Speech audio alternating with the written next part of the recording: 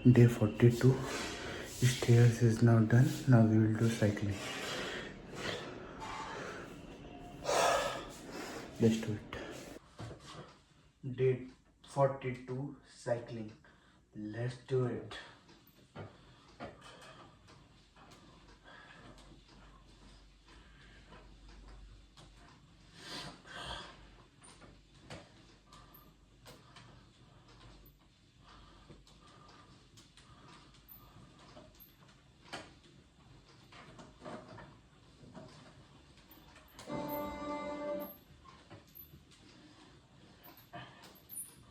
Imagine. Hello friend, आप कैसे हो? क्या आप बिजी हो? अगर आप बिजी नहीं हो और आप अकेला फील कर रहे हो, आप अपनी लाइफ में Imagine traveling to work on a roller coaster, riding over streets, mountains, rivers, and blasting through the side of a building. You're looking at the most extreme metro, no, the most extreme commute in the entire world. Where even is this, and how was it actually built? Hey, I'm your host Regis, and today we'll be taking a look at this insane, record-breaking metro up close. If you visit the Chinese city of Chongqing, it feels like it should be. Usually, you find cities in flat regions. Worse, there'll be a few hills. But Chongqing is totally different. It's built across a range of unusual mountains. They cut through the city in long, straight lines, almost like fingers of a hand. It's a place of ups and downs, of extreme verticality. But people live there. 32 million of them. If you counted everyone living in New York City and then quadrupled that number, you wouldn't be far off the current population of Chongqing. The highest point is about 400 meters above sea level, but the lowest point is more like 150. That's a 250 meter difference. You could build a skyscraper in the lowest parts of the city, and the top wouldn't even reach the highest parts. Just look at this plaza. It's at ground level, right? Well, not exactly. The whole city is like this. Earlier this year, the journalist at The Guardian described Chongqing as a cross between the movie Inception and a game of snakes and ladders. Other people have called it the 8D city. I don't even know what 8 dimensions would even look like. Well, like the city of Chongqing, I guess. And how do people get around in this 8D city? That's right. It's time to talk about the most extreme metro in the world. A few decades ago, there weren't any trains in Chongqing. You needed to drive or cycle or bus or maybe in the past, the roads in Chongqing were clogged. At rush hour, a single road in the city could see tens of thousands of impatient people traveling to work all at the same time. Too many people, not enough roads. One expert said that Chongqing's transport was the second worst in the whole of China. That's why it really needed a metro, to take the pressure off those gridlocked roads. But the thought of actually building one, well, to be honest, it was pretty absurd. Building metro isn't easy, especially in a city like this one. But somehow they managed it. In 2005, the Chongqing Metro opened its doors to the public. Later, we'll see exactly what it took to build this incredible project. But first, let's take a proper look at it. In total, the Chongqing metro system covers a total of 560 kilometers. That's more than the New York subway or the London Underground. Chongqing is officially the 6th longest metro in the world. But the length of this metro, while pretty impressive, isn't what makes this network so incredibly unique. No, what makes this metro unique is, well, you know what? Why don't you see for yourself? It runs on bridges high above the city. It runs along the sides of mountains. It even runs through buildings. These are residential apartments with views over the river and a metro line running straight through the 8th and 9th floors. Chongqing is home to the highest metro station in the world, with a platform almost 50 meters above the ground. But these train lines run underground as well. And believe it or not, Chongqing is also home to the deepest station in the world. At its deepest point, this station is more than 100 meters below the surface. It takes 8 whole minutes to ride the escalators to the platform. Apparently, your ears pop on the way down. It's hard to believe, but Hongyangkun Station, the deepest in the world, and Hualongqiao Station, the highest in the world, are actually on the same line as each other, just a couple of stops apart. But wait, there's more. As well as these record-breaking stations, the Chongqing Metro also has record-breaking bridges. There's the Ogangyang Rail Transit Bridge with a length of 1.6 kilometers. It's the longest metro-only suspension bridge in the world. Then there's the Kaijiao Rail Transit Bridge, which carries trains across the Jialing River. At 100 meters, it's the highest metro-only bridge in the world. On certain days, when the fog rolls in, crossing the Kaijiao is like riding a train through the clouds. Elsewhere, you've got the Chaotiangnan Bridge. This one holds a record too. With a total length of 1.7 kilometers, it's the longest through-arch bridge in the world. Another famous through-arch bridge is the Sydney Harbour Bridge, but that one is less than 1.2 kilometers long. I think that, 5 world records, and still, there's a couple more. It seems like China is breaking record after record lately. But dig a little deeper into the country's economic situation, and it becomes clear. Not everything is as smooth as it seems. But in today's world of polarized and sensationalized media, how do you figure out what's really going on? It's not easy, especially when the headlines are often designed to attract clicks, not inform. But there's a better way, and that's where ground news comes in. An independent platform that compares how different news outlets across the political spectrum cover the same story. For example, the right-leaning Daily Caller highlights China's economy stumbling under Trump's tariffs. Meanwhile, the left-leaning Global Times emphasizes China's resilience in the face of those same challenges. Same story, two very different angles. Ground news lets you compare all of these perspectives, showing you who owns the outlet, what their potential bias is, and even giving each source a factuality rating. In this overview, they analyzed over 100 articles from the past month on China's economy and summed it up simply. While export-driven industrial output remains strong, weak consumer demand and falling property prices pose challenges for China's economic recovery. As you can see, ground news helps you to get the full story, and that's why we value this tool so much.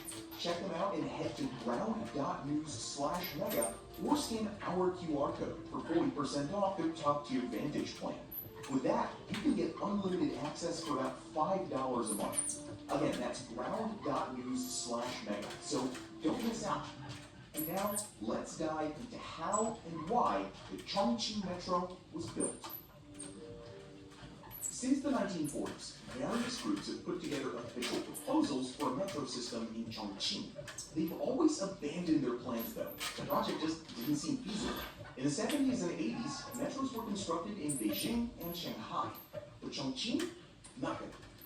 The project was too difficult from a technical perspective and way too expensive as well. But things changed towards the end of the 1980s when a new task force was put into place. This task force was serious about getting this done and spent the next few years traveling abroad, inspecting metros in other countries, and learning as much as possible about building railways in difficult vertical spaces. One of the first things they realized was that the conventional railway probably wasn't the best option. By conventional here, we just mean a flat set of tracks, like the ones you see in most subways. That's what China used for the metro in Beijing and also the metro in Shanghai. That's what you see in the London Underground or the subway system in New York. But the task force came up with an alternative. How about using monorails? Here's the thing. A monorail track is way lighter than a conventional rail track. And if you're building lots of elevated tracks and bridges, the system needs fewer supports. The task force worked out that a conventional metro, like the one in Beijing, would cost more than $200 million per kilometer of rail. But a monorail metro would cost half as much, more like $100 million per kilometer. Monorails are also more energy efficient than conventional rails. Again, the task force worked out that a station using conventional tracks would use about 10 times as much energy as a station that used monorail tracks. Monorail systems are also better at tight turns and climbing steep slopes. In other words, using monorails in Chongqing felt a bit like a no-brainer. बस अपने photo के साथ खेलो, ये data arithmetic है, इसमें इस्तेमाल है। जिंदगी भर की भाषा रखो, जिंदगी की शुरुआत से और नया जीवन के साथ। तो लड़के से मतलब छोटी तो सिर्फ छोटे पापा, छोटे दादी, दादी, दादी का बड़े। मेरे पति दुबई रहते हैं और मुझे रास्ता बतलाने के लिए एक दोस्त चाहिए। जो भी दोस्ती करना चाहता है वो वीडियो को लाइक करके मेरे प्रोफाइल में जाओ और यहाँ लर्न मोर पे क्लिक कर मेरा नंबर ले लो।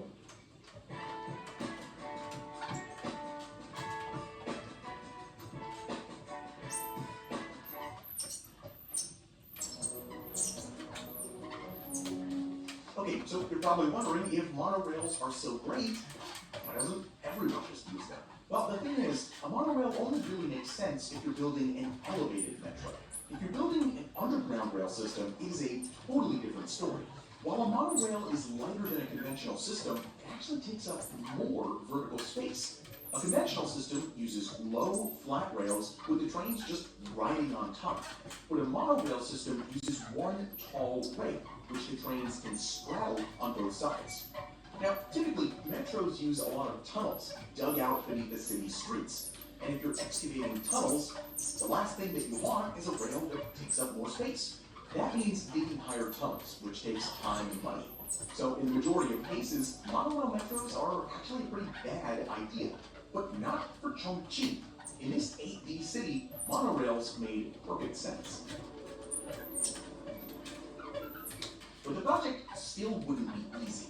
Usually, when you build an elevated rail, you build the support columns first, and then use cranes to lower each piece of monorail into position. But in Chongqing, that wasn't really an option. With all the narrow streets, slopes, drops, it was hard enough for a person to move around, let alone something as large and precarious as a crane. Now, luckily, the task force had an answer. They developed a specialist beam transport machine, carefully designed for this specific task. The machine would hug a piece of rail to its belly, crawl onto the support columns, and then lay the rail into place. It was a long time coming, but in December of 2000, these machines were put into action. Just 5 years later, the first line of the metro was officially open to the public. Line 2, as it's known, was mostly elevated above the city streets, although a couple kilometers did run underground at one end.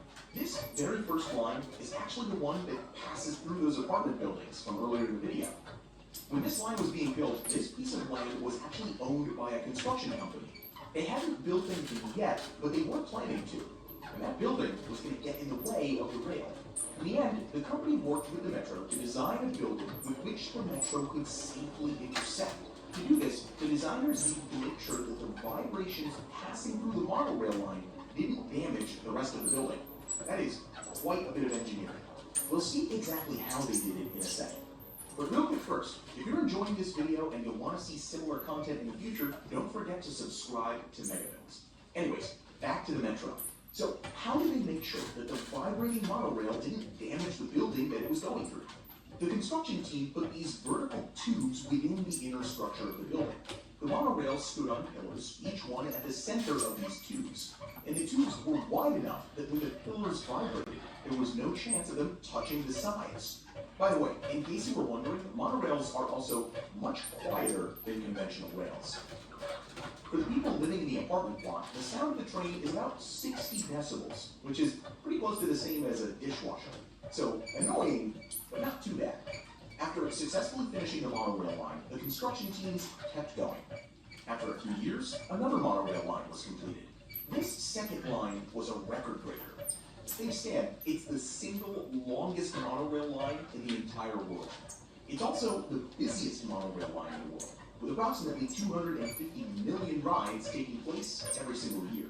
That one was partly finished in 2011, and more lines have been added to the system year after year after year. There are now 12 lines in total, with 3 more being built as we speak. Now, unlike the first 2 lines, all the others have actually used conventional rails, not monorails. Basically, people realized that this up and down city needed a combination of the 2 types of lines. Some to be elevated high in the sky, others to be dug through the mountains. That's why the city has ended up with a mixed network of lines. As you'd expect, building these conventional lines wasn't easy. Remember Hongyangkou Station, the deepest subway in the world? That one single station took 3 years to complete. By the end, it was taking each construction worker almost 20 minutes to climb down into the site. And then another